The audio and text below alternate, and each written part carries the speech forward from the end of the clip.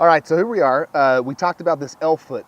You'll notice on this particular type of racking, and there's a dozen or more different types of racking systems. In this particular type, this L-foot comes out, attaches this long rail. Bottom portion of the solar panel fastens to this rail. The top portion fastens up here. It'll hang out above, and in this case, we're using a micro-inverter, which we'll describe in a little bit.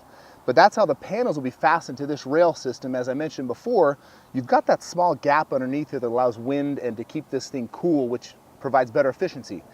So again, in this type of racking system, very secure, fastened directly to the studs inside the truss system below the roof. Very good system. Regarding inverters, this is one type of inverter. There's really three major types. One is called a string inverter. So if you notice this entire, what's called an array, so one section of solar panels that all come together is considered an array. One of the downsides of a string inverter, which we don't do a lot of, but some companies like string inverters, is if you have some shading on one portion of a panel, they work like a set of Christmas tree lights. That one set of shading on one panel actually provides resistance on the whole line, and that entire array doesn't function properly.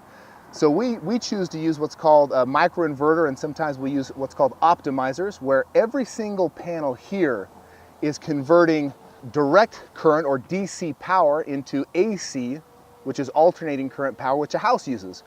That way, if we've got one set of shading on one, or maybe one panel has an issue, the entire system still functions properly outside of that one panel.